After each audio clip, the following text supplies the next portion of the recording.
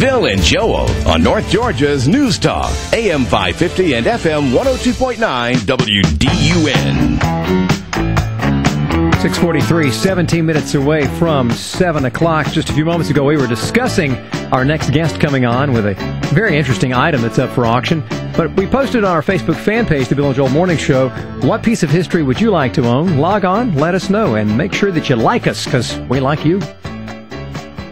Well, thank you. I really do appreciate that. You're welcome. I echo the sentiments here. Bobby Livingston's on the air with us again here this morning. Bobby, we spoke to you 2 weeks ago about the Richard Nixon presidential critique that went up for auction, and now today we're talking about the Lunar Bible and the Space and Aviation auction. Welcome back to the program.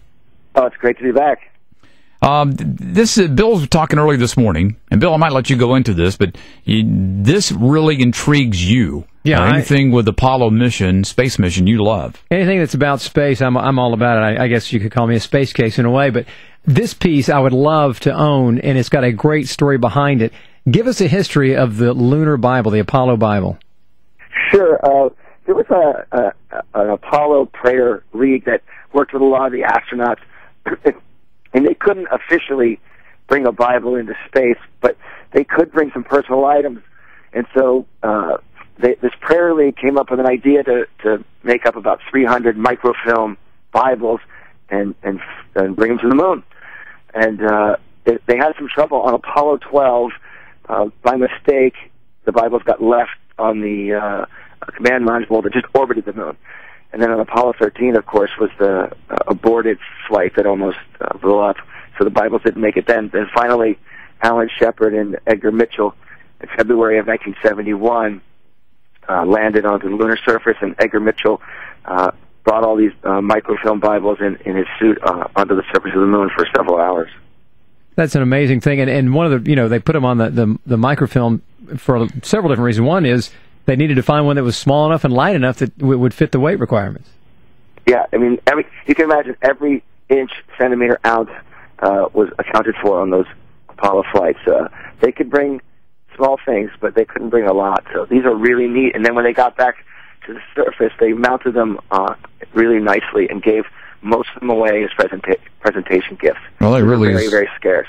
They're really remarkable, because you think, well, a Bible, I could stow away a Bible. That's not a lot of weight. But yet, something like that, they have to watch everything that's weighted. And if they were able to develop where all 1,245 pages and 773,000, make sure I get this right, 746 words of the Bible could be reduced to a small piece of film the size of a color slide, that in itself is quite the miracle. Yeah, it's absolutely, it's an incredible piece. Wow.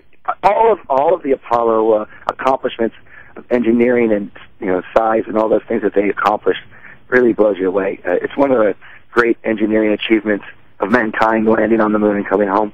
Bobby Livingston is our guest this morning from RR Auction. And Bobby, this is just part of the Space and Aviation Autograph and Artifact Auction you've got coming up in September. A couple of other items that might be on the docket we would want to bid on.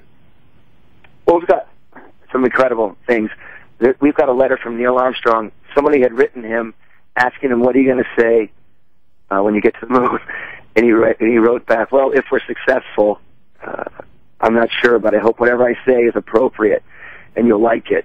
I think it's a great letter because obviously he utters the one small step for man, one giant leap for mankind statement. So it kind of prefaces that. I think that's neat. Then we have like a glove of Neil Armstrong's. He didn't use it on the moon, but it's the one he trained in, which is really cool. And did you know we've got early aviation stuff? Did you know that the Confederate government was developing an airplane, a piston-engined airplane? I didn't know that. But in July of 1863, a gentleman presented plans with drawings of an airplane with a piston engine to drop bombs on the Yankee forces at Gettysburg. It was rejected, but we all have all his plans, all the drawings, early drawings, crude drawings of airplanes, and him and his rejection letter from Jefferson Davis from the Confederate government. So it's pretty neat. Wow, that is incredible. The things we learn talking to you, Bobby, that's why we love having you back here on the program. When does this auction come up? I mean, when can people begin bidding on the Lunar Bible? You can register right now. It's all online now. The auction hasn't really started. It doesn't start until the 15th of September and ends on the 22nd of December. But all the things are there for you to check out. All kinds of things that went to the moon. Very nice. And where do people go to do that? That's rrauction.com. We're in Amherst, New Hampshire. It's free to register. You can get a catalog, and there's some really neat stuff there. You have a really fascinating job. Wow, really. Some neat things that come through there. Yeah. You know, the Nixon archive we talked about last time is fantastic, and the space things just blow you away. It's a history lesson, you know, when you go to our website. So. Well, Bill asked me the question. We kind of exchanged questions in the last hour about what would you bid on historical purposes. And I said, I don't think there's anything else here I'd do. I think I've changed my mind now. I think this would be something really just for the technology, from the Bible itself. This is an amazing piece of history to have. So, Bobby, thanks for the call today. I know that your state is swelling with all those presidential candidates coming up there in New Hampshire for the next year. So good luck on that. It's an exciting time in New Hampshire. If you ever get a chance to come up during that time, you should. I would love to. I really would, because that's usually in the winter. There's snow on the ground, people traipsing around eating pancake breakfast. I'm going to do that. We'll stay at your house. How about that? That's great. Open invitation, man. All right, thanks. Okay. Thanks, Bobby. Bobby Livingston, RR Auction, with us here today. Bill, I'll say this, that Charlie Duke, when he spoke, an astronaut, he was at one of the National Day of Prayer breakfast, I don't know, 4 or 5 years ago, here in Gainesville. And he did such an eloquent job. The picturesque view of some sunlight through space and then seeing the Earth. Mm-hmm. And talked about, at that point, he was a believer beforehand, right. But he said anybody that could see that and not believe there is a God and Creator, that everybody would see that, then there would be no one that didn't believe. It's an amazing picture. It really is. Yeah. And to take the Bible that way, that's amazing. Really is. And really, it uses the word awe-inspiring and awesome in its actual meaning. You know, we sometimes trivialize the word awesome, but that would be a very awesome sight. 6:50 on the nose, 10 minutes away from 7 o'clock from AM 550 and FM 102.9 WDUN.